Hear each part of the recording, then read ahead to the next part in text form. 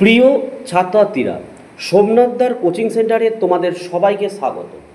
আজকের ভিডিওতে থাকছে দেখো নবম শ্রেণী বিষয় বাংলা দ্বিতীয় একক অভিক্ষা, পূর্ণমান 40, সময় 1 ঘন্টা 20 মিনিট এবং প্রশ্নপত্রে তোমরা দেখতেই পাচ্ছ যোধ শিবরামপুর গার্লস হাই স্কুলের প্রশ্ন।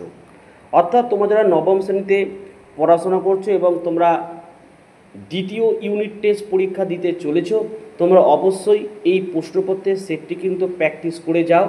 আমি কিন্তু সমাধান করে দিয়েছি তোমাদের ছোট প্রশ্নটা দেখে যাও। এই ধরনের প্রশ্নই কিন্তু প্রতিটি স্কুলে কিন্তু হয়ে থাকে এবং এই প্রশ্নটি কিন্তু আমার বানানো নয়, এটা কিন্তু স্কুলেরই কিন্তু প্রশ্নপত্র তোমরা দেখতেই পাচ্ছ। তো চলো আমরা ভিডিও শুরু করি। দেখো তোমাদের 1 নম্বরের 8টি এমসিকিউ থাকবে, ঠিক আছে। দেখো একের দাগে ঠিক উত্তর বেছে নিয়ে লেখো। 1.1 প্রশ্ন, ছায়া নামলে কি ছুটে আসে? উত্তর অপশান খ লিখবে সন্ধ্যা নদীর হাওয়া। 1.2 দোহা পানে কে চেয়ে রয়েছে? অপশান ক লিখবে 2খানি গ্রাম। 1.3 কে নারীকুলের রত্ন বিশেষ? উত্তর লিখবে অপশান ক মিসেস সেভিয়ার। 1.4 দেখে নাও, খবরের কাগজের অফিসের ব্যাপারটা বড়?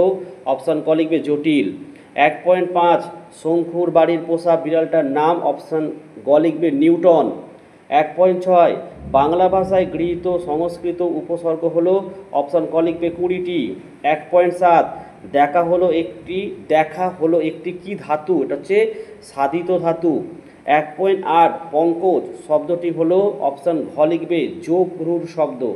8টা এমসিকিউ হয়ে গেল, উত্তর আমি সলভ করে দিয়েছি, বাকিগুলো অবশ্যই তোমরা নিজেরা সলভ করে নেবে। দেখো তারপরে অন্যদিক 15টি শব্দের নিচের প্রশ্নগুলি উত্তর দাও, অর্থাৎ এগুলো হচ্ছে তোমাদের এসএকিউ, ঠিক আছে। 2.1 রাধারানী কোথায় হ্রদ দেখতে গিয়েছিল? তোমরা জানো উত্তর। 2.2 হিমালয় রেল রোড কোথা থেকে আরম্ভ হয়েছে? 3 দেখো অর্নিথিন যন্ত্র কি?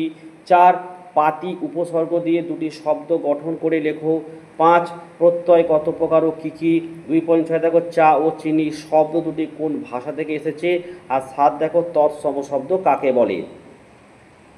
চলে আসো 3-এর দাগে। দেখো কম বেশি 150 শব্দের নিচের প্রশ্নগুলো উত্তর দাও। 3.1 এবং 3.2 দুটোর মধ্যে একটা করতে হয়। একের প্রশ্ন বলেছে কেউ যায় ঘরে, কেউ আসে ঘর হতে, কাদের কথা বলা হয়েছে? কিভাবে তারা যাতায়াত করে? এই যাতায়াতের তাৎপর্য কী? 2 দেখো আবহমান কবিতাটি কার লেখা? কোন কাব্যগ্রন্থের অন্তর্গত? আবহমান শব্দটির অর্থ কী?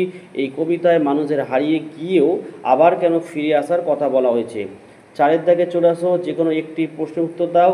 4.1 শোভন এই অবস্থাতে না হেসে পারলে না। শোভনকে এখানে কোন অবস্থার কথা বলা হয়েছে? শোভন কেন হেসে উঠেছিল? 4.2 কিন্তু কণ্ঠস্বর শুনিয়া রাধারানীর রোদন বন্ধ হইল, রাধারানী কেন কেঁদেছিল এবং তা বন্ধই বা হয়েছিল কেন? গল্প অবলম্বনে আলোচনা করো। চলে আসো 5-এর দাগেরও যে কোনো একটি প্রশ্নের উত্তর দিতে হবে। 5.1 এদেশে এলে তুমি নিজেকে অর্ধ উলঙ্গ অসংখ্য নরনারীতে পরিবেষ্টিত দেখতে পাবে। বক্তা এমন কথা কাকে কেন বলেছেন? এই প্রসঙ্গে বক্তার সমাজ ভাবনার পরিচয় দাও। 5.2 দেখে নাও সকল মনোহর হিমালয় দর্শন প্রবন্ধ অনুসারে মনোহর দৃশ্যের পরিচয় দাও। 6-এর দাগে চলে আসো, যে কোনো একটি প্রশ্নের উত্তর দাও। 1 দেখে নাও পাখির চেয়ে আমার অনেক বেশি ইন্টারেস্টিং মনে হলো জাদুকর ব্যক্তিটিকে, এই জাদুকর ব্যক্তির পরিচয় দাও, তাকে ইন্টারেস্টিং মনে হওয়ার কারণ কি? 6.2 দেখে নাও আমার সে ধারণা প্রায় পাল্টে গেল, কার কোন ধারণার কথা বলা হয়েছে তা কিভাবে পাল্টে গেল? 7-এর দাগে দেখে নাও প্রদত্ত সংকেত সূত্র অবলম্বনে একটি গল্প রচনা করো। এই যে 1 কৃষকের 2 পুত্র, কে বেশি বুদ্ধিমান? পরীক্ষার জন্য উভয়কে 5 টাকা করে দিলেন, বললেন ওই দিয়ে ঘর ভরাতে হবে। বড় ছেলে খড় কিনে এনে ঘরময় ছড়িয়ে দিল, ছোট ছেলে মোমবাতি কিনে এনে জ্বালিয়ে ঘরের মাঝে বসিয়ে দিল। প্রমাণিত হলো ছোট ছেলেটি বেশি বুদ্ধিমান।